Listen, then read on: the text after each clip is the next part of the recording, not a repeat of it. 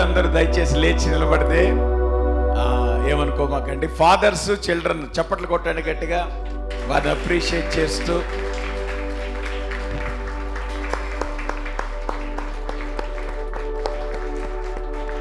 Very good. మిమ్మల్ని అందరినీ కూడా ప్రేమపూర్వకంగా అభినందిస్తున్నాం. మీ యొక్క శ్రమ, మీ యొక్క పరిచర్య అది ఎన్నలేంది కనుక దేవుని వాక్యాన్ని చదువుకుందాం.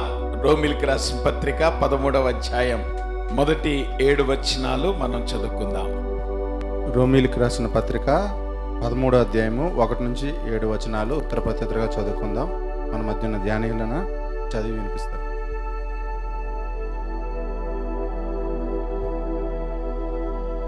దేవుడి నామంలో అందరికీ వందనాలు చెల్లించుకుంటున్నాను. ఈ పరిశుద్ధ దినం దేవుడు మనకు అనుగ్రహించిన బంగారు వాక్యం రోమిలికి రాసిన పత్రిక 13వ అధ్యాయం 1 నుంచి 7 వచనాలు ఉత్తర ప్రత్యుత్తరంగా చదువుకుందాం. ప్రతి వాడును పై అధికారులకు లోబడి ఉండవలెను, ఏలయనగా దేవుని వలన కలిగినది తప్ప మరి ఏ అధికారమును లేదు. ఉన్న అధికారములు దేవుని వలననే నియమింపబడి ఉన్నవి.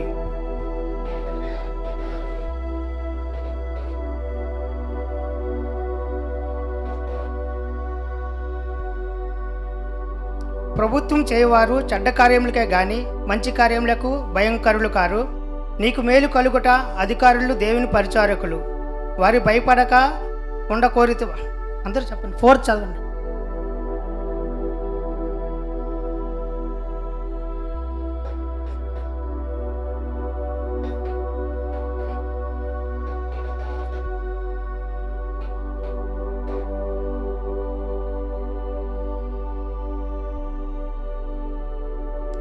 కాబట్టి ఆగ్రహమును బట్టి మాత్రము కాక మనస్సాక్షిని బట్టి లోబడిటుండేట ఆవశ్యకము.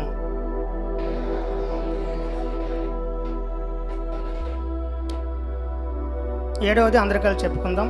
ఇందుకే కదా మీరు పన్ను కూడా చెల్లించుచున్నారు. కాబట్టి ఎవనికి పన్నో వానికి పన్నును, ఎవనికి సుంకమో వానికి సుంకమును చెల్లించుడి. ఎవని ఎడల భయం ఉండవలన వాని ఎడల భయమును, ఎవని ఎడల సన్మానం ఉండవలన వాని ఎడల సన్మానమును కలిగి ఉండి అందరికీ వారి వారి రుణములను తీర్చుడి. దేవుడు తన పరిశుద్ధ బంగారు వాక్యం తన వెనుకల్లో దీవించునుగాక. ఆమేన్. ప్రేమ కలిగిన మా ప్రభువా, మీకు పరిశుద్ధ నామానికి స్తుతులు, స్తోత్రాలు, వందనాలు. ఇంతవరకు ప్రభా నిన్ను స్తుతించటకు, ఆరాధించటకు మీరు మాకు ఇచ్చిన సమయాన్ని బట్టి ప్రభా మీకు వందనాలు. ఈ సమయంలో ప్రభా నీ వాక్యాన్ని మేము ధ్యానించినగా నీ వాక్యం ద్వారా ప్రభా మీరు మాతో మాట్లాడమని ప్రార్థన చేస్తున్నాను. మీరు మమ్మల్ని సంధించి మీరు మాత్రమే ఘనత, మహిమ, ప్రభావాలు పొందమని మీ కృపగల హస్తాల ప్రభా మమ్మల్ని అప్పగించుకుంటూ యేసు నామంలో ప్రార్థిస్తూ నామ తండ్రి, ఆమేన్. ఈరోజు మదర్స్ డే, తర్వాత రేపేమో ఎలక్షన్స్ ఉన్నాయి కనుక మరి ప్రయారిటీ వైజ్ ఇవాళ ఎలక్షన్స్ గురించి మాట్లాడి రేపు నెక్స్ట్ వీక్ మనము మదర్స్ డే గురించినటువంటి కొన్ని విషయాలు దేవుని వాక్యాల్లోండి ధ్యానం చేయటానికి ప్రయత్నం చేద్దాం. ఉదయకాల సమయంలో దేవుని వాక్యము నుండి ఒక పౌరునిగా దేవుడు మనకిచ్చినటువంటి బాధ్యత ఏంటో మన జ్ఞాపకం చేసుకోవటానికి ప్రయత్నం చేద్దాం. చాలామంది క్రైస్తవులకు ఉన్నటువంటి ఒక ప్రాబ్లం ఏంటంటే పరలోకము నా దేశము, పరలోకపు పౌరులం మేము అనేటువంటి ఆ భావన మనందరిలో చాలామందిలో మనం కలిగి ఉంటాం. అది మంచిదే, కానీ పరలోకంకి వెళ్ళేలోపు మనం భూలోకంలో ఉన్నాం. ఆ విషయాన్ని మనం అర్థం చేసుకోవాలి. భూలోకంలో దేవుడు మనకిచ్చినటువంటి బాధ్యతను మనము అర్థం చేసుకోవటానికి ప్రయత్నం చేయాలి. సో పరలోకానికి మనం వెళ్ళేలోపు దేవుడు మనకి ఆయన చూపించినటువంటి కృప ఏంటంటే ఈ లోకంలో క్రైస్తవులైన ప్రతి ఒక్కరికి కూడా డ్యూయల్ సిటిజన్షిప్ ఉంది. ఏమంటారు దాన్ని? ఈరోజు చాలామంది పాపం ఇతర దేశాలకు వెళ్ళినటువంటి వాళ్ళు డ్యూయల్ సిటిజన్షిప్ కొరకు ప్రయత్నం చేస్తూ ఉంటారు. రైట్, ఇక్కడ సిటిజన్షిప్, తర్వాత వేరే దేశం యొక్క సిటిజన్షిప్ కొరకు ప్రయత్నం చేస్తూ ఉంటారు, ప్రయాసపడుతూ ఉంటారు. అయితే క్రైస్తవులకి దేవుడిచ్చినటువంటి గొప్ప అవకాశం ఏంటంటే మనకి డ్యూయల్ సిటిజన్షిప్ ఉంది. అర్థమవుతుందా? అంటే ఈ భూలోకంలో మనకి పౌరసత్వం ఉంది, అలానే పరలోకంలో కూడా మనకి పౌరసత్వం ఉంది. కాబట్టి ఈ రెండిటిని ఎట్లాగా మనము మేనేజ్ చేసుకోవాలి, ఈ రెండిటిని కూడా ఎలాగా దేవుని వాక్య ప్రకారం మనము భూలోకంలో దేవుడు మనకిచ్చినటువంటి బాధ్యతలు, పౌరులుగా దేవుడు మనకిచ్చినటువంటి బాధ్యతలు, అదే రీతిగా మరి పరలోకానికి మనము సిద్ధపడుతున్న పరిస్థితుల్లో ఆల్రెడీ పరలోకానికి కావాల్సిన విషయాలు మనము ప్రతి వారం కూడా ధ్యానం చేసుకుంటానే ఉంటాం. అయితే ఈ యొక్క సిటిజన్షిప్ని ఏ రకంగా మనం కలిగి ఉండాలి అనేటువంటి విషయాన్ని మనం అర్థం చేసుకోవడానికి ప్రయత్నం చేద్దాం. పౌలు ఈ పత్రిక రాస్తూ ఉంటున్నప్పుడు వాళ్ళు రోమన్ ఎంపైర్లో వాళ్ళు పౌరులుగా ఉన్నారు. పౌలు కూడా డ్యూయల్ సిటిజన్షిప్ ఉంది. ఆయన రోమా పౌరుడుగా ఉన్నాడు, ఆయన పుట్టుకతో యూదుడుగా కూడా ఉన్నాడు. ఆ డ్యూయల్ సిటిజన్షిప్ అనేటువంటిది పౌలు చాలా బ్యూటిఫుల్గా వాడుకున్నాడు. అవసరమైనప్పుడు ఆ యొక్క రోమా పౌరసత్వాన్ని, అలానే దేవుని రాజ్య పౌరసత్వాన్ని రెండింటిని కూడా వాడుకున్నటువంటి వ్యక్తి. సో పౌలు ఈ రోమీలకు రాసిన పత్రిక రాస్తూ ఉంటున్నప్పుడు అక్కడ గనక మనం గమనిస్తే క్రైస్తవుల మీద ఒక నిఘా అనేటువంటిది ఆ రోమా సామ్రాజ్యంలో ఉంది. కారణం ఏంటంటే ఆ యొక్క క్రైస్తవుల యొక్క బిహేవియర్ కానీ, క్రైస్తవుల యొక్క కాండక్ట్ కానీ, క్రైస్తవుల యొక్క పద్ధతులు లేదంటే వారి ఆచారాలు, ఇవన్నీ కూడా అప్పుడున్నటువంటి రోమా పౌరసత్వంలో అది చాలా భిన్నంగా ఉండేటువంటిది. సో క్రైస్తవులుగా మనం ఆబ్వియస్గా లోకానికి భిన్నమైనటువంటి లైఫ్ స్టైల్, భిన్నమైనటువంటి ప్రయారిటీస్ మనం కలిగి ఉండాలి అనేటువంటిది అది మనకి గుర్తు చేస్తూ ఉంటుంది. అందుకనే అటువంటి లైఫ్ స్టైల్ వారు కలిగి ఉన్నారు కనుకనే ఆ రోమా గవర్నమెంట్ యొక్క నిఘా కింద వీరు నిత్యము ఉండేటువంటి వారు. అందుకే క్రైస్తవులుగా వాళ్ళు ఈ లోకంలో వాళ్ళు జీవించేటప్పుడు ఆ కాన్ఫ్లిక్ట్ అనేటువంటిది ఎప్పుడు వస్తూ ఉండేటువంటిది. రోమన్ ఎంపైర్కి ఉన్నటువంటి లాస్కి వాళ్ళు విధేయత చూపించాలా, దేవుని వాక్యానికి లోబడాలా, ఈ రెండు ఎప్పుడు కూడా ఆ టెన్షన్ అనేటువంటిది ఆ రోజు ఉన్నటువంటి ఆ యొక్క రోమన్ ఎంపైర్లో క్రైస్తవులకి ఇతరులకు ఆ టెన్షన్ మనం చూస్తూ ఉంటాం. ఆ మాటకు వస్తే యేసు ప్రభు దగ్గరికి వచ్చినప్పుడు కూడా వాళ్ళు అదే విషయంలో యేసు ప్రభువుని పట్టుకోవటానికి వాళ్ళు చూశారు. యేసు ప్రభు దగ్గరికి వచ్చి వాళ్ళు చాలా తెలివైనటువంటి ప్రశ్న వేశారు. కైసరుకు పన్నివ్వటం న్యాయమా అని అడిగితే అక్కడ ఒక రకంగా వాళ్ళు అనుకున్నారు యేసు ప్రభుని ఇబ్బందికి గురి చేసేటువంటి ప్రశ్న అనుకున్నారు. కారణం ఏంటంటే కైసరుకి పన్నివ్వటం న్యాయం అని అంటే యేసు ప్రభు వారు యూదులకు శత్రువు అవుతాడు. ఒకవేళ కైసరుకు పన్నివ్వటం న్యాయం కాదు అని అంటే గనక యేసు ప్రభు వారు రోమా సామ్రాజ్యానికి శత్రువు అవుతాడు, లేదంటే ఒక తిరుగుబాటుదారుడుగా ఆయన కనబడతా ఉంటాడు. మరి అటువంటి పరిస్థితిలో యేసు ప్రభు వారు అద్భుతమైనటువంటి జవాబు ఇచ్చాడు. ఆయన ఏమన్నాడు, ఈ ప్రిన్సిపల్ అనేటువంటిది మనం లోకంలో ఉన్నంత కాలం ఇది మనం మెయింటైన్ చేసుకోవాలి. ఏంటా ప్రిన్సిపల్? కైసరుకి సంబంధించినవి కైసరుకి ఇవ్వాల్సిందే, దేవునికి సంబంధించినవి దేవునికి ఇవ్వాల్సిందే. అంటే దాని అర్థం ఏంటి? ఈ లోకంలో మనము ఒక దేశంలో మనం నివాసం చేస్తున్నప్పుడు దేశ పౌరులుగా ఆ ప్రభుత్వం పట్ల మనకుండేటువంటి బాధ్యతను మనము నెరవేర్చాల్సిందే. అదే రీతిగా దేవుని బిడ్డలుగా ఈ లోకంలో మనం జీవించేటప్పుడు దేవుని కొరకు మనకున్నటువంటి బాధ్యతలు కూడా మనం నెరవేర్చాల్సిందే. దేన్ని కూడా మనం తక్కువ చేయటానికి వీల్లేదు. ఈ లోకంలో దేవుడు మనకిచ్చినటువంటి బాధ్యతను పౌరులుగా ఈ దేశపు ప్రజలుగా మనం నిర్వర్తించాలి. అలానే దేవుని రాజ్య సంబంధులుగా ఆ పౌరసత్వాన్ని కూడా మనము జాగ్రత్తగా మెయింటైన్ చేసుకోవాలి. ఆబ్వియస్గా మన అల్టిమేట్ ఒబీడియన్స్ దేవునికే.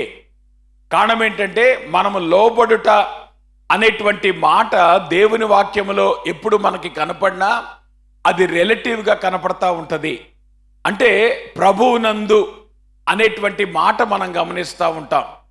ప్రభువునందు తల్లిదండ్రులకు లోబడి ఉండాలి, ప్రభువునందు ప్రభుత్వానికి లోబడి ఉండాలి. అంటే దాని అర్థం ఏంటి? ప్రభుత్వం పైన ప్రభువు ఉన్నాడు, తల్లిదండ్రులకు పైన ప్రభువు ఉన్నాడు. కాబట్టి ఒకవేళ మన జీవితాల్లో నిర్ణయం తీసుకోవాల్సినటువంటి టైం వస్తే తల్లిదండ్రుల మాట కంటే కూడా దేవుని మాటకి ప్రాధాన్యత ఇవ్వాలి.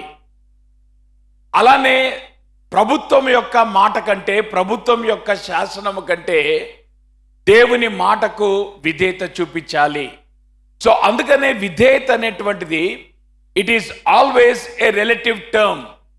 కాబట్టి మనం ప్రభువునందు లోబడి ఉండాలి అనేటువంటి మాట మనం జ్ఞాపకం చేసుకున్నప్పుడల్లా మనం హయ్యర్ అథారిటీ కింద ఉన్నాం. ఈ లోకంలో దేవుడు మన మీద తల్లిదండ్రులను ఆయన ఏమంటారు అధికారంలో ఉంచాడు.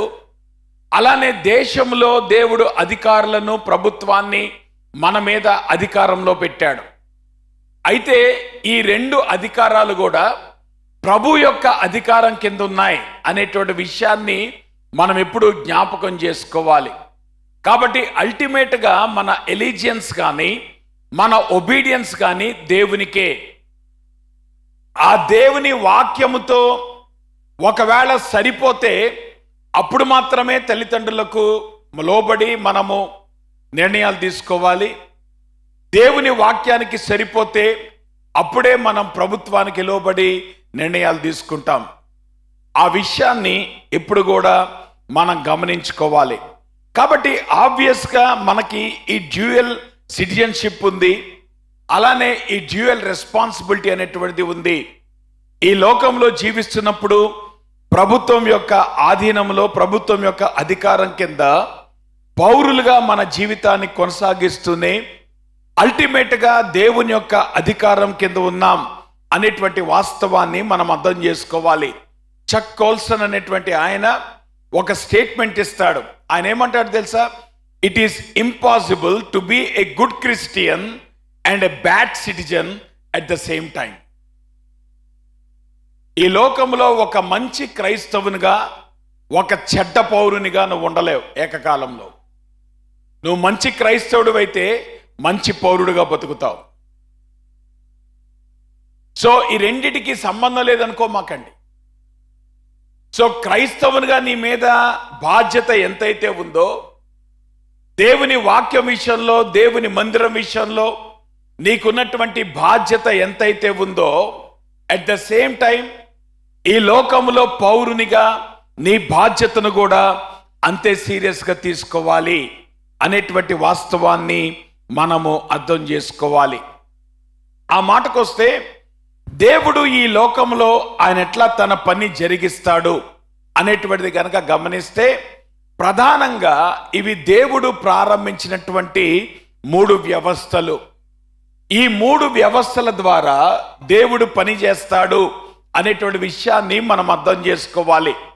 దీనిలో మొట్టమొదటి వ్యవస్థ, దేవుడు పనిచేసే వ్యవస్థ ఏంటి అనేటువంటిది కనుక గమనిస్తే మొట్టమొదటిగా ఆయన ప్రారంభించినటువంటి కుటుంబము అనేటువంటి వ్యవస్థ ఏదైతే ఉందో ఆ ఇన్స్టిట్యూషన్ ద్వారా దేవుడు పని చేస్తూ ఉంటాడు. ఆ మాటకొస్తే కుటుంబమే గనక లేకపోతే దేశము లేదు, దేశము లేకపోతే ప్రభుత్వం లేదు, కాబట్టి సంఘము లేదు, సమాజము లేదు. సంఘము కానీ సమాజము కానీ ఈ లోకములో ఉండాలంటే కుటుంబం యొక్క పాత్ర చాలా ప్రాముఖ్యమైంది. అందువల్లే దేవుడు ఏం చేశాడంటే ముందు ఆయన కుటుంబాన్ని ఏర్పాటు చేశాడు. కుటుంబాన్ని ఏర్పాటు చేసిన తర్వాత మిగతా 2 వ్యవస్థలను కూడా ఆయన ఏర్పాటు చేశాడు. పాత నిబంధనలోనే ఆదికాండం 9వ అధ్యాయంలో మొట్టమొదటిగా హ్యూమన్ గవర్నమెంట్ అనేటువంటి వ్యవస్థను దేవుడు ప్రారంభించాడు. జలప్రళయం అయిన తర్వాత నోవహు యొక్క 3 కుమారులను బట్టి దేవుడు ఏదైతే సంతానాన్ని అభివృద్ధి చేశాడో వారికి దేవుడు మొట్టమొదటగా ఇచ్చినటువంటి ఆజ్ఞ దేని గురించి అంటే క్యాపిటల్ పనిష్మెంట్ అని అంటారు. అంటే ఈ లోకంలో ఒక వ్యక్తి యొక్క ప్రాణాన్ని తీసేటువంటి అధికారం కేవలం ఇద్దరికే ఉంటుంది. ఒకటి దేవునికి ఉంటుంది, ఇంకొకటి ప్రభుత్వానికి ఉంటుంది. దాన్ని క్యాపిటల్ పనిష్మెంట్ అంటాం. సో జలప్రళయం అయిన తర్వాత దేవుడు మొట్టమొదటగా ఆయన ప్రారంభించినటువంటి వ్యవస్థ ఏంటంటే గవర్నమెంట్ అనేటువంటి వ్యవస్థ. కాబట్టి దేవుడు ఈ లోకంలో పనిచేసేటప్పుడు గవర్నమెంట్ అనేటువంటిది దేవుని సాధనం అనేటువంటి విషయాన్ని మనం ఎప్పుడు మర్చిపోకూడదు. ఇదేదో యాదృచ్ఛికంగా ఫామ్ అయ్యేటువంటిది కాదు. గవర్నమెంట్ ఏ దేశంలో అయినా ఇప్పటి వరకు ఉన్నటువంటి ప్రపంచ చరిత్రలో ఫామ్ అయినటువంటి ప్రతి అధికారము, ప్రతి గవర్నమెంట్ కూడా అది దేవుని బట్టి జరిగింది అనేటువంటి వాస్తవాన్ని మనం ఎప్పుడు కూడా అర్థం చేసుకోవాలి. కాబట్టి ఈ వ్యవస్థ ద్వారా దేవుడు పనిచేస్తాడు. ఎందుకు ఈ వ్యవస్థను దేవుడు ప్రారంభించాడు అనేటువంటి విషయాన్ని కనుక గమనిస్తే జలప్రళయం రావటానికి కారణం ఏంటి? మానవుని యొక్క పాపం. నరుని యొక్క హృదయంపులోని తలంపుల యొక్క ఊహ అంతయు ఎల్లప్పుడూ కేవలము చెడ్డది. కాబట్టి దేవుడు ఏం చేశాడు? జలప్రళయాన్ని రప్పించాడు. సో ఆబ్వియస్గా మానవుడు పాపమును బట్టి తన నేచర్ అనేటువంటిది బహు భయంకరమైంది కనుక ఈ మానవుని కంట్రోల్ చేయటానికి జలప్రళయం అయిన తర్వాత దేవుడు స్టార్ట్ చేసినటువంటి మొట్టమొదటి institution it is a human government. So ఆబ్వియస్గా దేవుడు హ్యూమన్ గవర్నమెంట్ని ఎందుకు స్టార్ట్ చేశాడు? ఎందుకు క్యాపిటల్ పనిష్మెంట్ గురించి మాట్లాడాడు? అన్యాయాన్ని, అక్రమాన్ని అది దారిలో పెట్టడానికి. సో అందుకనే దేవుడు ప్రభుత్వం అనేటువంటి అధికారాన్ని స్థాపించడానికి కారణం ఏంటంటే మానవుడు స్వతహాగా పాప స్వభావం కలిగిన వాడు గనక మనకున్నటువంటి పాపముతో మనము ఈ సొసైటీని మనం మేనేజ్ చేయలేం గనక దేవుడు ఈ గవర్నమెంట్ అనేటువంటి వ్యవస్థను ఆయన ప్రారంభించి మానవుని యొక్క పాపాన్ని, మానవుని యొక్క పాపపు నైజాన్ని కంట్రోల్ చేయటానికి దేవుడు ప్రారంభించినటువంటి వ్యవస్థ. అందుకనే ఆదికాండం 2వ అధ్యాయంలో దేవుడు ఆయన కుటుంబ వ్యవస్థను ప్రారంభించాడు. ఆదికాండం 9వ అధ్యాయంలో ప్రభువు ఆయన గవర్నమెంట్ అనేటువంటి వ్యవస్థను ప్రారంభించాడు. అపోస్తల కార్యాలు 2వ అధ్యాయంలో దేవుడు సంఘము అనేటువంటి వ్యవస్థను ప్రారంభించాడు. సో ఆబ్వియస్గా దేవుడు ఈ లోకంలో పనిచేస్తున్నప్పుడు ఈ 3 ఇన్స్టిట్యూషన్స్ ద్వారా దేవుడు పనిచేస్తాడు అనేటువంటి వాస్తవాన్ని మనము అర్థం చేసుకోవాలి. ఈ 3 వ్యవస్థలు కూడా దేవుని చేత ప్రారంభించబడినవే. ఎందుకు దేవుడు ధర్మశాస్త్రాన్ని యూదులకు ఇచ్చాడు? ధర్మశాస్త్రం ఉన్నటువంటి నియమాలన్నీ దేని కొరకు? వారి సమాజము క్షేమకరంగా ఉండటం కొరకు. పాపము నైజము కలిగినటువంటి ఆ సమాజము కంట్రోల్లో ఉండటానికి దేవుడు ధర్మశాస్త్రాన్ని యూదులకు ఇచ్చాడు. ఆ విషయాన్ని మనం అర్థం చేసుకోవాలి. సో ఆబ్వియస్గా దేవుడు ఈ 3 వ్యవస్థలను ఆయన ప్రారంభించాడు. ఈ 3 వ్యవస్థల యొక్క ఆరంభం, సోర్స్ అనేటువంటిది దేవుని నుండే అనేటువంటి విషయాన్ని మనం అర్థం చేసుకోవాలి. అంతేగాని యాదృచ్ఛికంగా ఈ లోకము నుండి వచ్చినటువంటి విషయాలు కాదు ఇది. అందుకనే మీరు ఫ్యామిలీ విషయంలో ఆలోచించిన, గవర్నమెంట్ విషయంలో మీరు ఆలోచించిన, చర్చ్ విషయంలో ఆలోచించిన ఈ సంస్కృతికి కానీ సమాజానికి కానీ దాని మీద ఆధిపత్యం లేదు. ఎవరికీ లేదు దాని మీద ఆధిపత్యం. ఈ 3 మీద ఆధిపత్యం కలిగిన వాడు దేవుడు ఒక్కడే. ఈ 3 విషయాల్లో నిర్ణయాలు తీసుకోవాల్సింది దేవుని వాక్యానుసారంగానే. అందుకనే ఈ లోకంలో మన కుటుంబాలు కట్టబడాలన్నా దేవుని వాక్యము చేత కట్టబడాల్సిందే. అంతేగాని ఈ సంస్కృతి సమాజం చేత మీ కుటుంబాలు కట్టబడతాయి అనుకోమాకండి. It is impossible. ఒకవేళ సంస్కృతి సమాజమే కనుక మీ కుటుంబాలు కట్టేటైతే ఎందుకు ఇన్ని కుటుంబాలు విచ్ఛిన్నమైపోతున్నాయి? ఎందుకు ఇంతమంది కుటుంబాలు కట్టుకోవడానికి చేత కట్టలేదు? కారణం ఏంటంటే కుటుంబాలు కట్టబడేది ఈ లోకము చేత కాదు, సమాజము చేత కాదు, సంస్కృతి చేత కాదు, దేవుని వాక్యము చేత. కారణం ఏంటంటే ఆ వ్యవస్థ ప్రారంభించిన వాడు దేవుడే. అలానే సంఘం దగ్గరికి వచ్చేటప్పటికి కూడా మానవుని యొక్క ఆలోచనలు పనికిరావు, మానవుని యొక్క ఉద్దేశాలు పనికిరావు.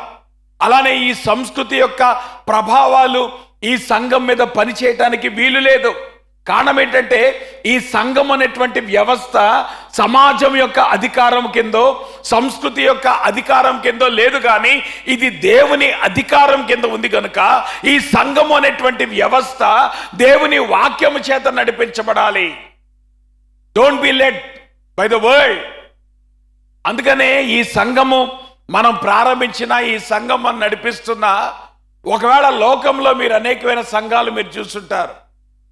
ఎందుకు ఈ సంఘంలో భిన్నత్వం ఉంది, ఎందుకు లోకంలో ఉన్నటువంటి మిగతా సంఘాల కంటే ఈ సంఘము వేరుగా ఉంది అనేటువంటిది కనుక మీరు గమనించినట్లయితే, ఈ సంఘములో దేవుని వాక్య అధికారం కింద సంఘాన్ని నడిపించడానికి ప్రయత్నం చేస్తాం కనుక అఫ్ కోర్స్ ఫెయిల్యూర్స్ ఉండొచ్చు, అఫ్ కోర్స్ వీక్నెసెస్ ఉండొచ్చు, but at the same time మా ధ్యాస అయితే కానీ, లేదంటే మా కోరిక అయితే కానీ, మా ఆలోచన అయితే కానీ ఈ సంఘము దేవుని వాక్య అధికారం చేతనే నడిపించబడాలి అనేటువంటిది మనం గమనించుకోవాలి.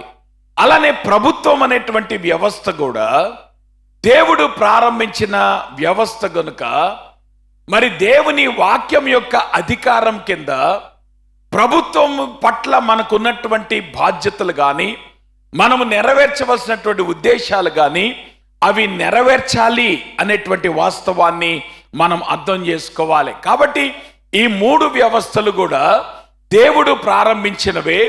ఈ మూడు వ్యవస్థలు కూడా దేవుని వాక్య అధికారం కింద మనము జాగ్రత్తగా వాటిని మేనేజ్ చేయాలి అనేటువంటి విషయాన్ని ఉదయకాల సమయంలో మీకు జ్ఞాపకం చేయడానికి ఇష్టపడతా ఉంటున్నాను. కాబట్టి ఈ మూడు వ్యవస్థల విషయంలో కూడా మీకు ఎప్పుడు అనుమానం వచ్చినా, ఎప్పుడు సందేహం వచ్చినా, turn to the word of God, దేవుని వాక్యంతో తిరగండి.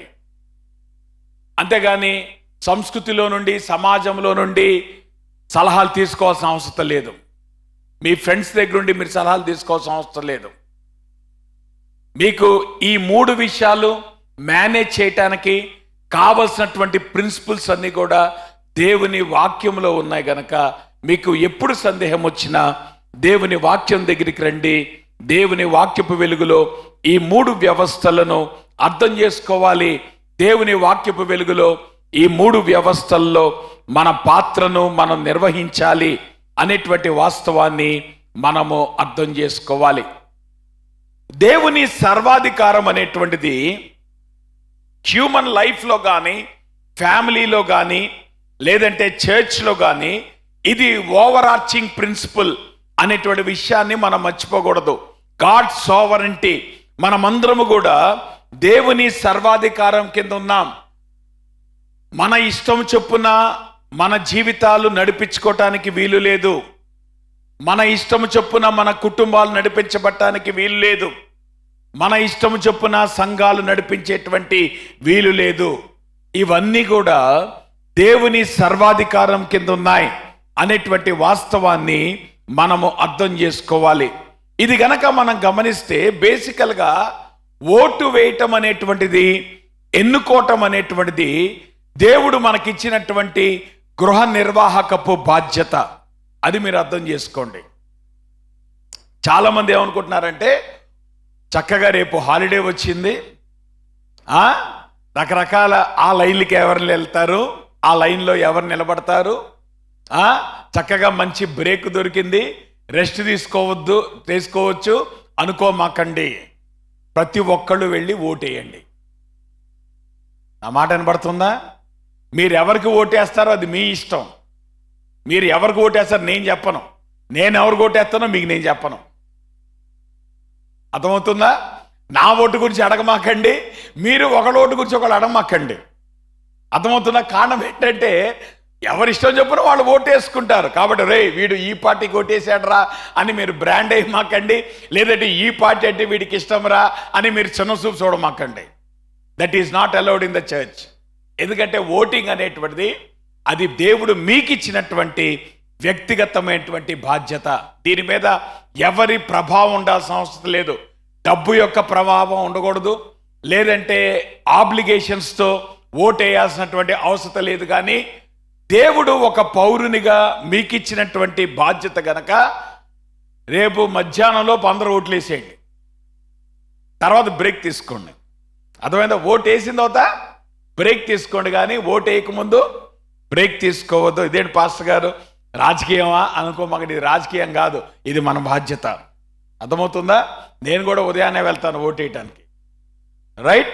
సో ఆబ్వియస్గా ఓటింగ్ అనేటువంటిది దేవుడు మనకిచ్చినటువంటి స్టివర్డ్షిప్ రెస్పాన్సిబిలిటీ, గృహ నిర్వాహకత్వంలో ఒక భాగం అనేటువంటి విషయాన్ని మనం అర్థం చేసుకోవాలి. అయితే ఓటు మనం వేసుకోవటానికి లేదంటే మనము నిర్ణయం తీసుకోవటానికి కొన్ని ప్రిన్సిపల్స్ దేవుడు మనకి ఆయన వాక్యంలో ఇచ్చాడు.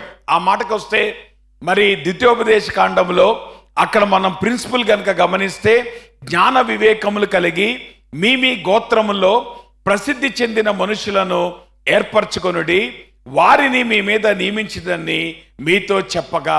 జాగ్రత్త గమనించండి, దేవుని సర్వాధికారం అనేటువంటిది ఈ విషయాల్లో ఎట్లా పనిచేస్తుంది అనేటువంటిది కనుక గమనిస్తే, ఎన్నుకునేది ఎవరు? జాగ్రత్త గమనించండి. ఆ వాక్య ప్రకారం ఎన్నుకునేది ఎవరమ్మా? మనం ఎన్నుకుంటాం. ఏమంటారు? నియమించేది ఎవరు? ఇది ఎట్లా సాధ్యమవుతుంది? ఇప్పుడు మనం ఎన్నుకుంటే మనం నియమించాలి కదా. ఇటుకు మీకు అర్థమైందా? లాజిక్ మీకు అర్థమైందా? చెప్పండి. మనం ఎన్నుకుంటే నియమించాల్సిన ఎవరు? మనం. ఇదేంటి? ఎన్నుకునేదేమో మనము, నియమించేదేమో దేవుడు. అది సర్వాధికారం అంటే. అన్ని విషయాలు కూడా ఇది జరుగుద్ది. అది కుటుంబ వ్యవస్థలైనా, లేదంటే అది ఏమంటారు చర్చ్లో అయినా కానీ, you choose but God appoints. ఆ విషయాన్ని మనం ఎప్పుడు అర్థం చేసుకోవాలి. మన బాధ్యత అపాయింట్ చేసే బాధ్యత కాదు. ఇదిగో పలానా గవర్నమెంట్ని అపాయింట్ చేసే బాధ్యత కాదు మంది. మన బాధ్యత ఎంతవరకు? ఎన్నుకోవటం వరకే. సో నీకున్నటువంటి జ్ఞానం చొప్పున, నీకున్నటువంటి అవగాహన చొప్పున నువ్వు ఎన్నుకోవాలి. అంతేగాని ఇక్కడ నేను ఎవరిని ఎండోర్స్ చేయను. అర్థమవుతుందా? ఈ సంఘము ఏ రాజకీయ పార్టీని కూడా ఎండోర్స్ చేయదు. ఏ రాజకీయ పార్టీని కూడా మనము ఏం చేస్తాం? సమానంగానే చూస్తాం. కారణం ఏంటంటే, ఎన్నుకోవటం అనేటువంటిది దేవుడు మనకిచ్చినటువంటి అవకాశం, నియమించటం అనేటువంటిది దేవుడిచ్చేటువంటి అవకాశం. రేపు 13 తారీఖు మనం ఏం చేస్తున్నాం చెప్పండి? ఎన్నుకుంటున్నాం. జూన్ 4వ తారీఖు ఎవరు నియమిస్తారు చెప్పండి? నమ్ముతారా మీరు ఆ మాట? నమ్మితే రేపు వెళ్ళి ఓటేయండి. ఆ మాట మీకు అర్థమవుతుందా? రేపు మన ఛాన్స్ ఏంటి? Only choosing. కానీ జూన్ 4న అపాయింట్మెంట్ ఎవరిది? సో ఆబ్వియస్గా మీరు చూస్ చేసిన వాళ్ళు అపాయింట్ చేయబడలేదనుకో, ఫీల్ అవ్వమాకండి. మీరు చూసిన వాళ్ళు అపాయింట్ చేశారు అనుకోండి, అబ్బో అని అనుకోమాకండి.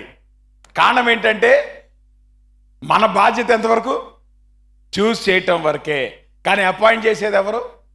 దేవుడు అపాయింట్ చేస్తాడు అనేటువంటి వాస్తవాన్ని మనం అర్థం చేసుకోవాలి. కాబట్టి ఓటు వేయటం అనేటువంటిది, లేదంటే ఎన్నుకోవటం అనేటువంటిది దేవుడు మనకిచ్చినటువంటి గృహ నిర్వాహకపు బాధ్యత అనేటువంటి విషయాన్ని మనం అర్థం చేసుకోవాలి. రెండోది కనుక మనం గమనిస్తే, అందరూ మానవులే గనక మనం అర్థం చేసుకోవాల్సింది, మనందరికీ లిమిటేషన్స్ ఉన్నాయి. మనకి లిమిటేషన్స్ ఉన్నాయి, అలానే పార్టీస్కి లిమిటేషన్స్ ఉన్నాయి, గవర్నమెంట్స్ కూడా లిమిటేషన్స్ ఉన్నాయి. ఏంటి ఆ లిమిటేషన్స్? ఎవరు కూడా మనకున్నటువంటి ఆశలను నెరవేర్చలేరు. కాబట్టి మీరు డిసప్పాయింట్ అవ్వక్కర్లా. నా మాట మీకు అర్థమవుతుందా?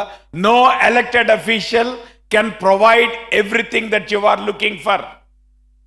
చాలా మంది ఏమనుకుంటారంటే, ఇదిగో నేను అనుకున్నవి చేయట్లేదు కనుక నేను ఓటేయను అనమాకండి.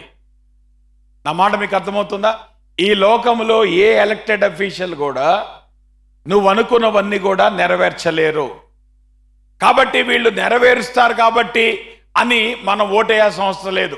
మనం ఓటేసేటువంటి బాధ్యత దేని బట్టి అంటే దేవుడు మనకిచ్చినటువంటి ఆ రెస్పాన్సిబిలిటీని బట్టే మనం ఓటు వేస్తాం, కానీ వాళ్ళు ఏదో చేస్తారని కాదు.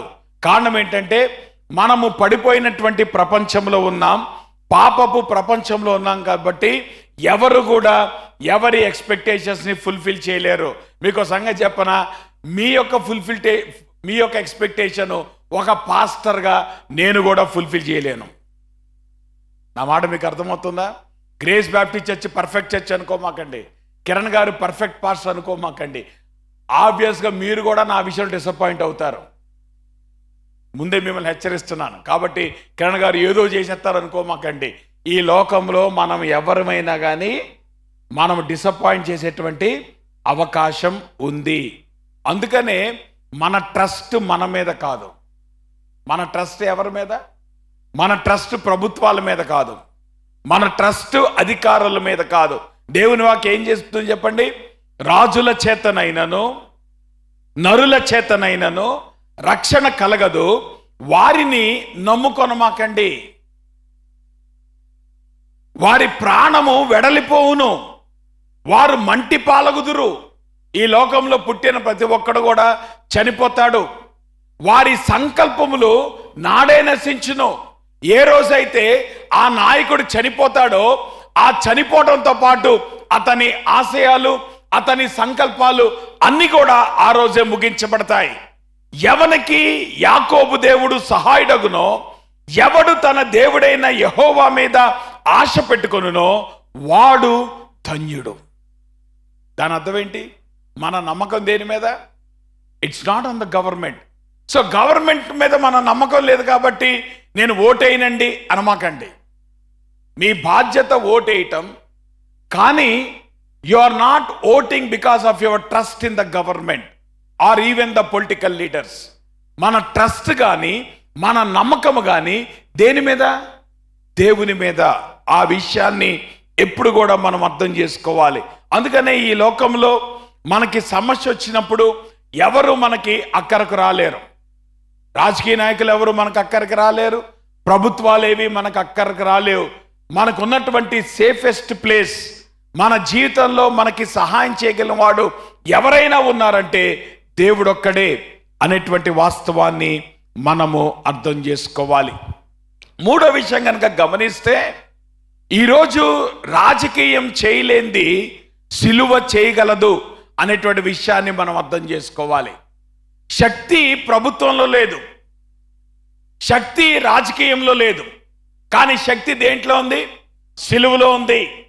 మనం గనక గమనిస్తే సంఘము ప్రారంభించబడినప్పటి నుండి కూడా అనేకమైన ప్రభుత్వం యొక్క అధికారాల కింద ఎన్నో శ్రమలు, ఎన్నో హింసలు ఆ యొక్క సంఘము లోనైనప్పటికీ కూడా వాటన్నిటినీ కూడా బేర్ చేసుకొని సంఘము ఈ రోజు కూడా ఉనికిలో ఉందంటే దానికి కారణం ఏంటంటే సిలువకున్నటువంటి పవర్ అటువంటిది, సిలువకున్నటువంటి శక్తి అటువంటిది.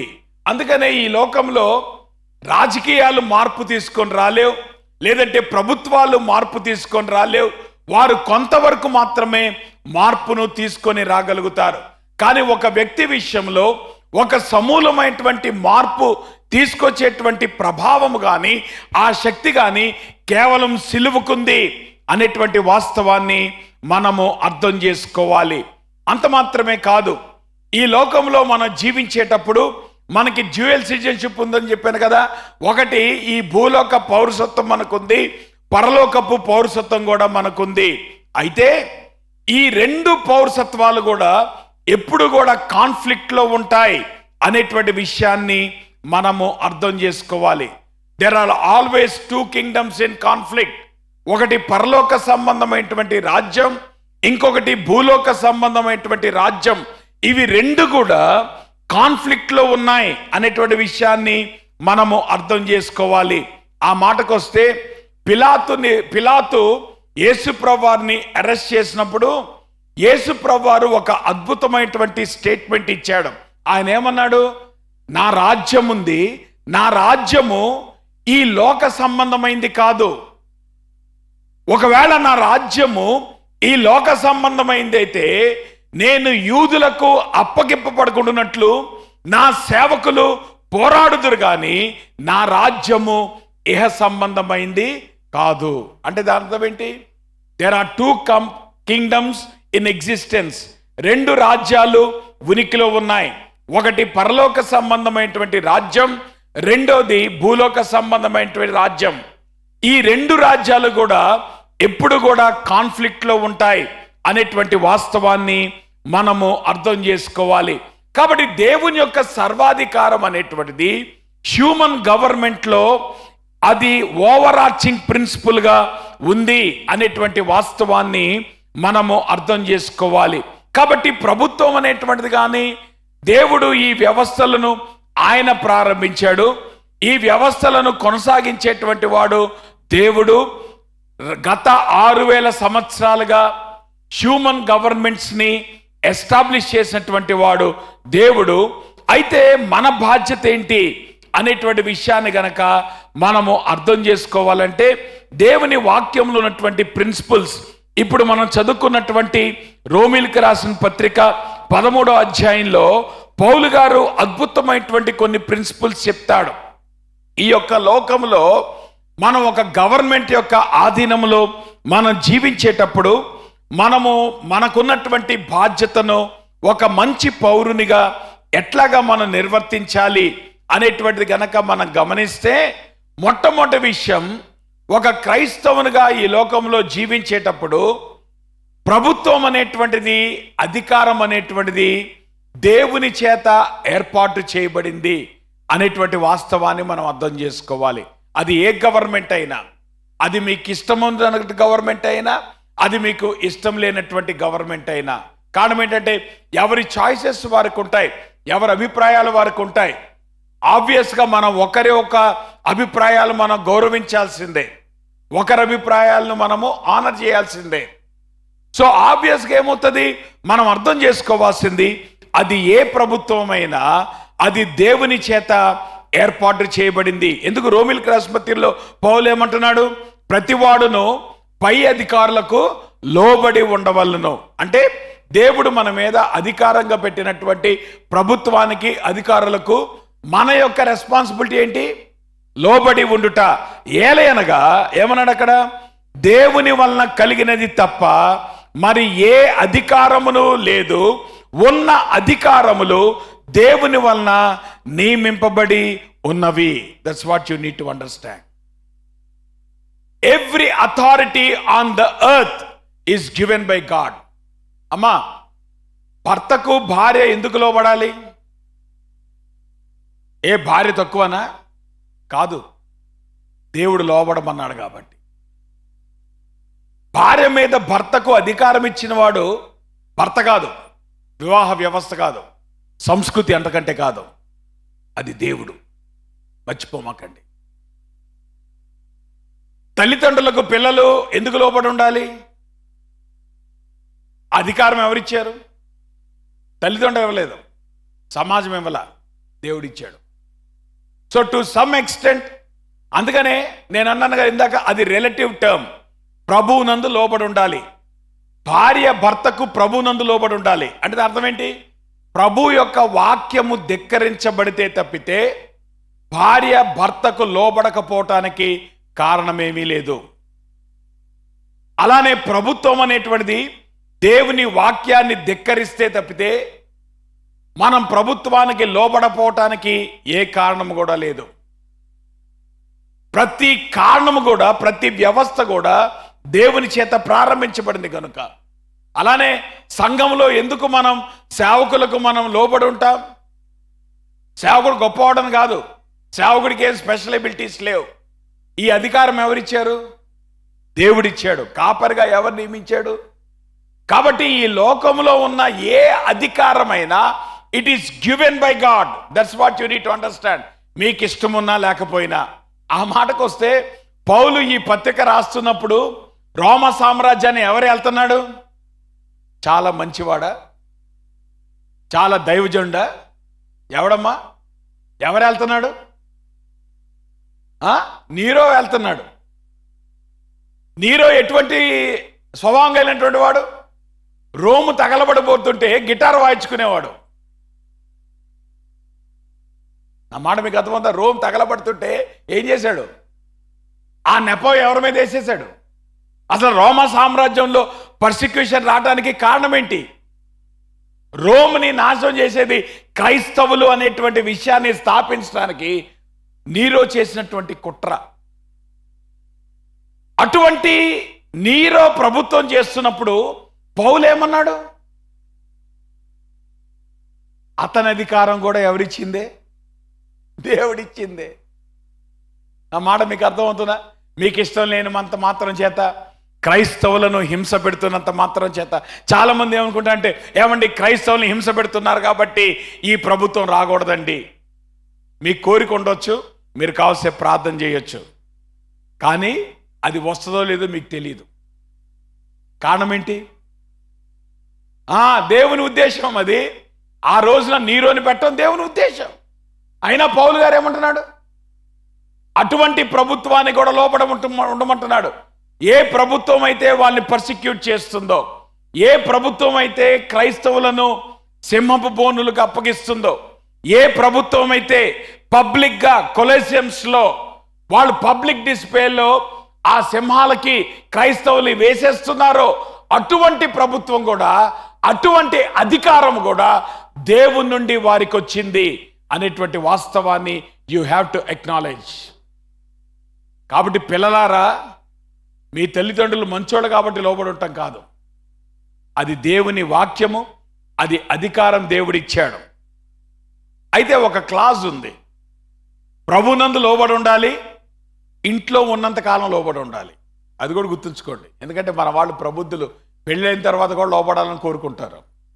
అర్థమైందా? పెళ్ళిళ్ళు అయిన తర్వాత ఎవరి కుటుంబాలు వాళ్ళయే. అర్థమైందా?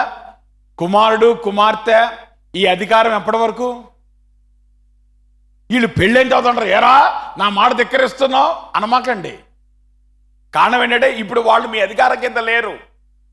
మీ ఇంట్లో ఉన్నంత వరకే వాళ్ళు మీ అధికారం కింద ఉన్నారు. ఒకసారి వివాహం అనేటువంటి బంధము ఏర్పడిన తర్వాత ఏమన్నాడు ప్రభు? పురుషుడు తన తండ్రిని తన తల్లిని విడిచిపెట్టి తన భార్యను హత్తుకున్నది అర్థం ఏంటి? అప్పటి వరకు తల్లిదండ్రుల అధికారం కింద ఉన్నటువంటి ఆ పురుషుడు ఇప్పుడు వివాహ బంధంలో తన కుటుంబాన్ని దేవుని అధికారం కింద కట్టుకునేటువంటి ఆ ట్రాన్సిషన్ అనేటువంటి జరగాలి అనేటువంటి వాస్తవాన్ని మనం అర్థం చేసుకోవాలి.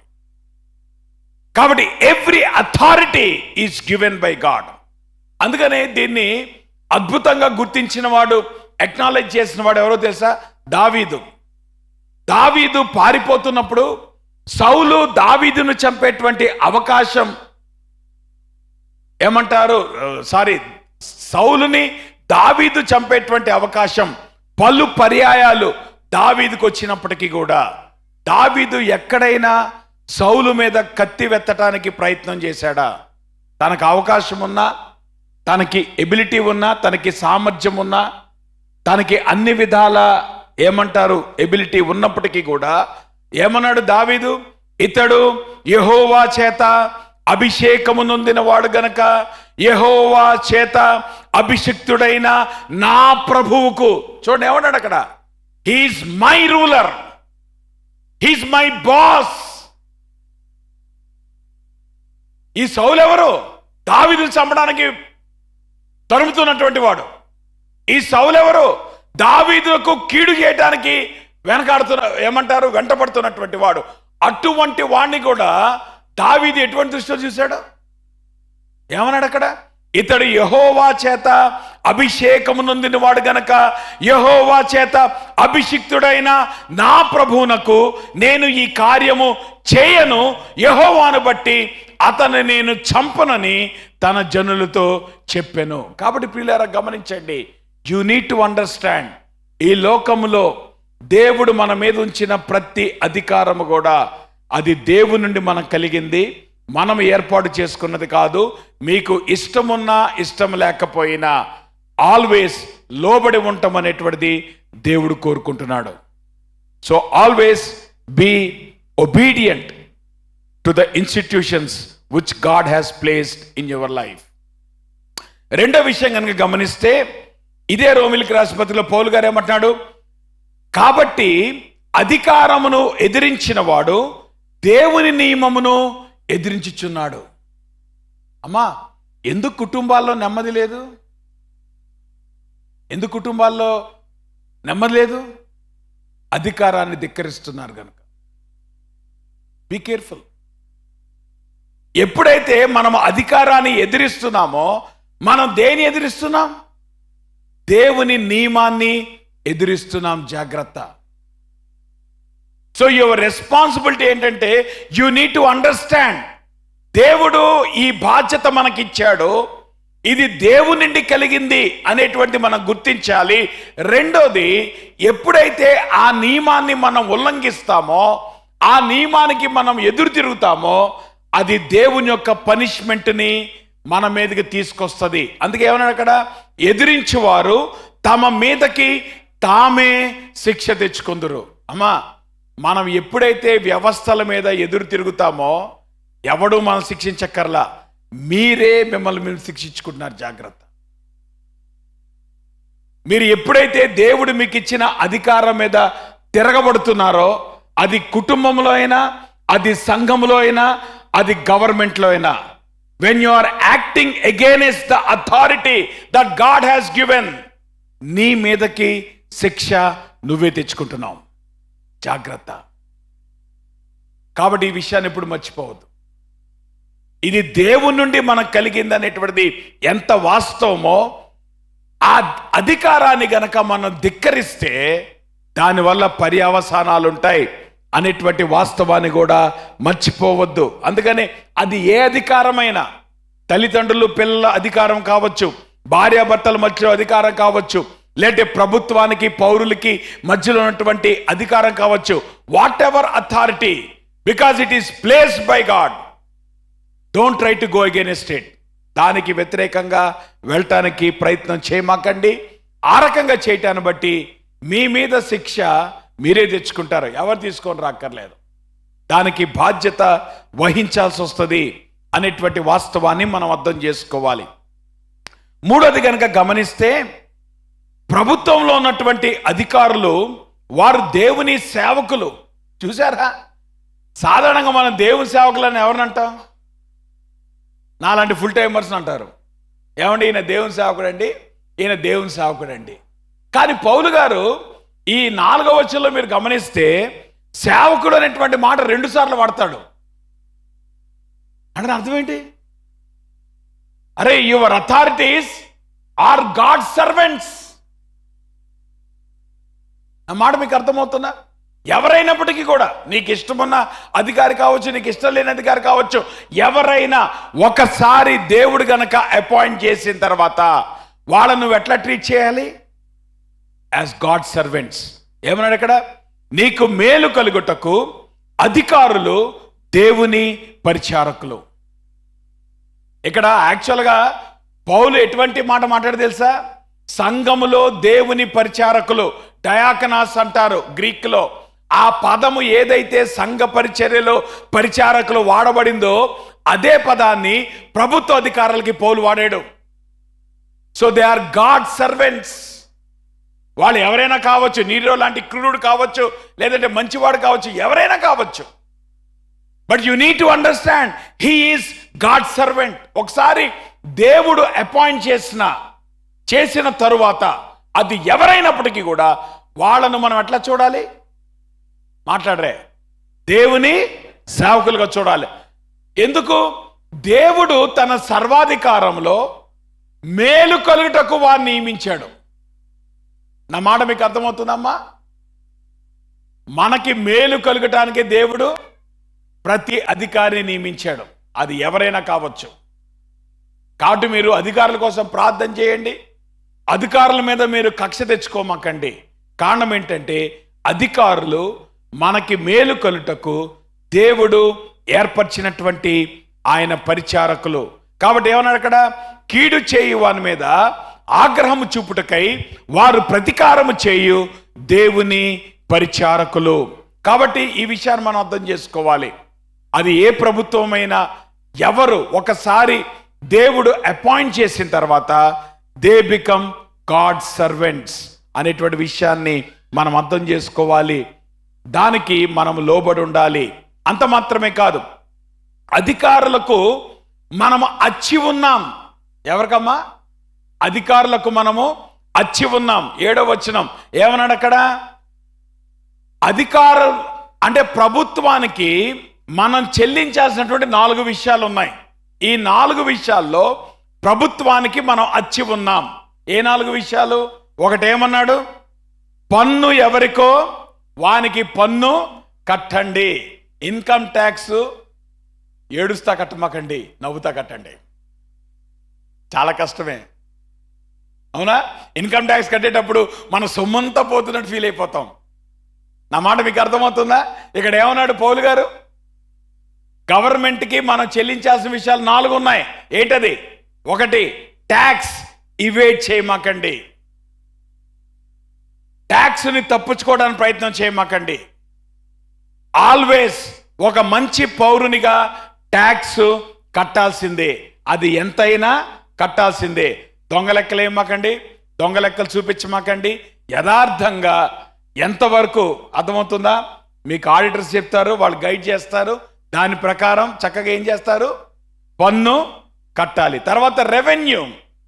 నా మాట మీకు అర్థమవుతుందా? చక్కగా మనం బళ్ళ మీద వెళ్తూ ఉంటాం, టోల్ గేట్ రాగానే ప్రాణం అంతా పట్టేసినట్టు ఉంటుంది. కారణం ఏంటి? ఏమంటామండి, ఈ రోడ్డు బాగు చేయడు కానీ టోల్ ట్యాక్స్ మట్టికి వేస్తాడు అనమాకండి. అర్థమైందా? వాడు వేస్తాడో లేదో అది వాని బాధ్యత. అర్థమైందా? మన బాధ్యత ఏంటి? బాగున్నా బాగోపోయినా రెవెన్యూ ఎవనికి సొంకమో మనకి. అసలు మీకు సంగతి చెప్పనా, రోమా సామ్రాజ్యంలో అన్యాయముగా ట్యాక్స్ వసూలు చేసినట్టుగా ఏ సామ్రాజ్యంలో కూడా ట్యాక్స్ వసూలు చేయలేదమ్మా. ఏ గవర్నమెంట్ కూడా అంత అన్యాయంగా ట్యాక్స్ వసూలు చేయలే. నా మాట మీకు అర్థమవుతుందా? అటువంటి రోమా సామ్రాజ్యం కింద ఉన్నటువంటి పౌలు గారు ఏమంటున్నాడు? వాళ్ళకి ట్యాక్స్ మీరు కట్టండి. రెవెన్యూ అనేటువంటిది సొంకమేదో అది కట్టండి. తర్వాత 3వది ఏమన్నాడు? భయము.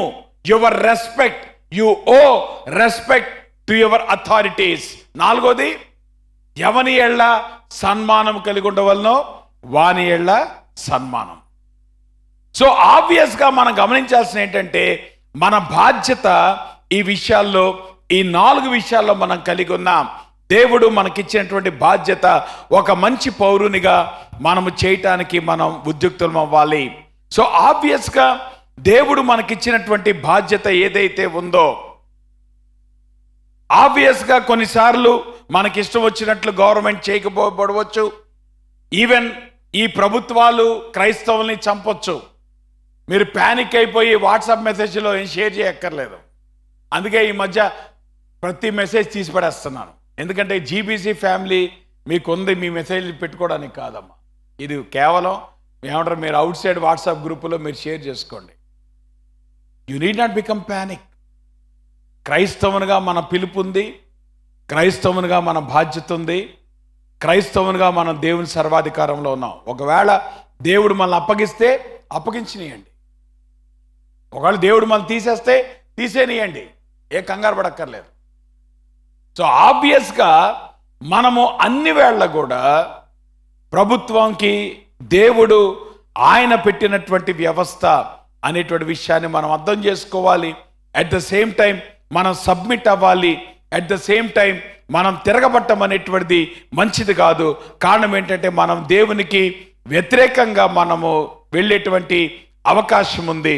అట్ ద సేమ్ టైం దేవుడు మనం ఏదైతే ప్రభుత్వం విషయంలో మనం అచ్చి ఉన్నామో వాటన్నిటినీ కూడా చాలా చక్కగా మనం నెరవేర్చడానికి అవకాశం ఉంది.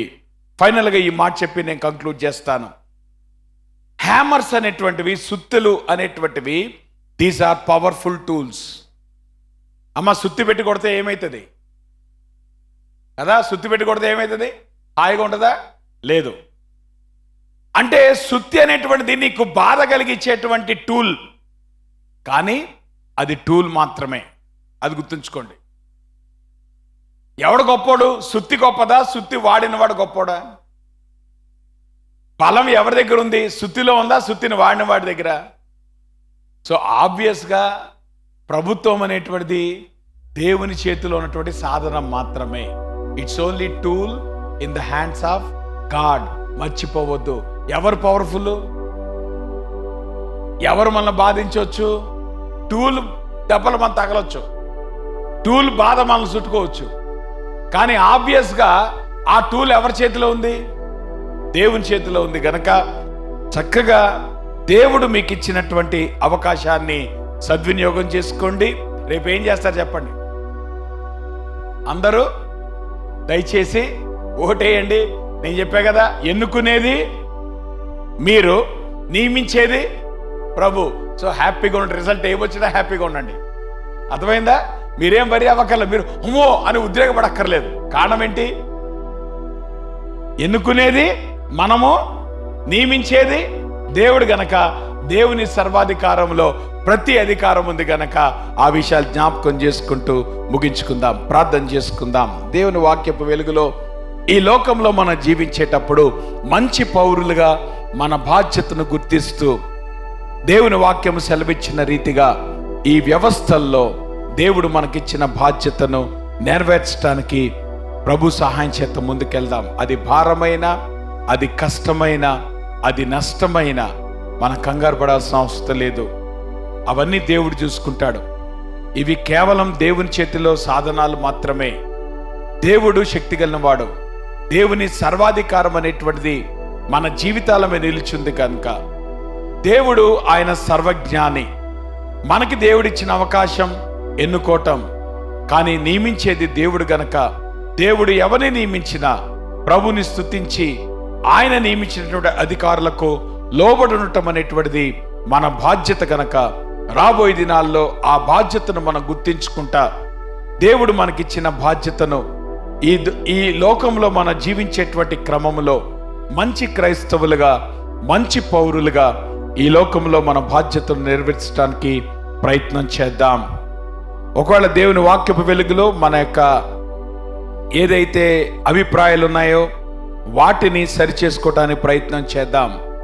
ఒకవేళ దేవుని వాక్యపు వెలుగులో మనం దేనైనా నిర్లక్ష్యం చేస్తున్నామేమో వాటిని సరిచేసుకోవటానికి ప్రయత్నం చేద్దాం.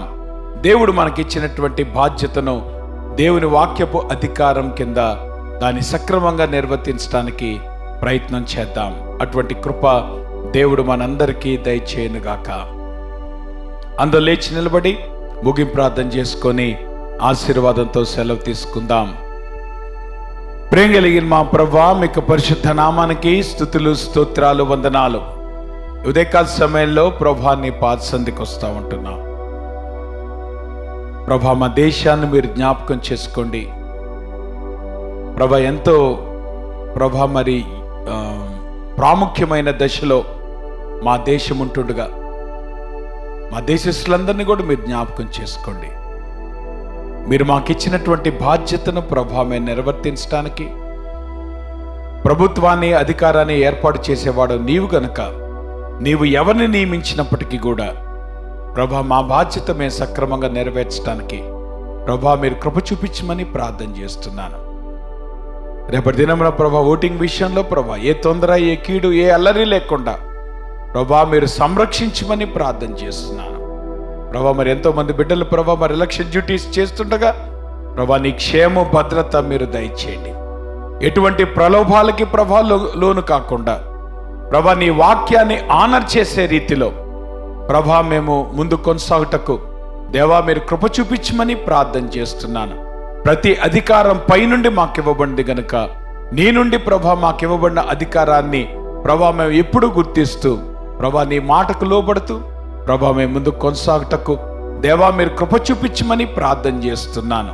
మా బాధ్యతను ప్రభా మేము సక్రమంగా నెరవేర్చుటకు ప్రభా మీరు కృప చూపించమని ప్రతి ఒక్కరిని ప్రభా మీ కృపగల హస్తాలకు అప్పగిస్తున్నాం.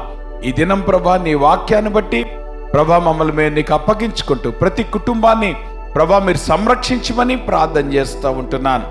ప్రభా ఈ సమ్మర్లో అనేకమైన కుటుంబాలు ప్రభా ప్రయాణాల్లో ఉంటుండగా దేవా మీరు కృప చూపించండి, ప్రయాణాల్లో క్షేమ భద్రత మీరు దయచేయండి. వాతావరణం వల్ల ప్రభా ఎటువంటి ఆటంకం లేకుండా ప్రభా మీరు కృప చూపించండి. జరగబోయే కార్యక్రమాలపై కూడా ప్రభా మీ కళ్ళు దృష్టి ఉంచి మీరు మాత్రమే ఘనత మహిమ ప్రభావాలు పొందమని మీ కృపగల హస్తాలకు మమ్మల్ని అప్పగించుకుంటూ యేసు నామంలో ప్రార్థిస్తూ నామ తండ్రి. పరలోకమందున మా తండ్రి, మీ నామం పరిశుద్ధపరచబడుగాక, మీ రాజ్యం వచ్చునుగాక, మీ చిత్తం పరలోకం నెరవేర్చటి భూమి నెరవేరుగాక. మా దిన ఆహారం నేడు మాకు దయచేయండి, మా మనసులు మేము క్షమించకాలను క్షమించండి, మమ్మ శోధలో దేక దుష్టుడు తప్పించండి. రాజ్యము శక్తి మహిమ నిరంతరం మీరై ఉన్నారు తండ్రి. మన తండ్రి అయిన దేవుని యొక్క ప్రేమయు కుమారుడు యేసుక్రీస్తు వారికి కృపయు పరిశుద్ధాత్మ యొక్క అన్యోన్య సహవాసం ఇప్పుడు మనకు సదాకాలము తోడయ్యుండి ఆయన రాకడ పర్యంతము భద్రపరిచి నడిపించునుగాక. ఆశీర్వాదంబుల్మా మీద వర్షింపజేయు మీషా, ఆశతో నమ్మి ఉన్నాము నీ సత్య వాగ్దాతము. ఈ మీద కృమ్మారించుము దేవా, క్రమ్మార ప్రేమ వర్షంబుల్ కృమ్మారించుము దేవా. ఆమేన్.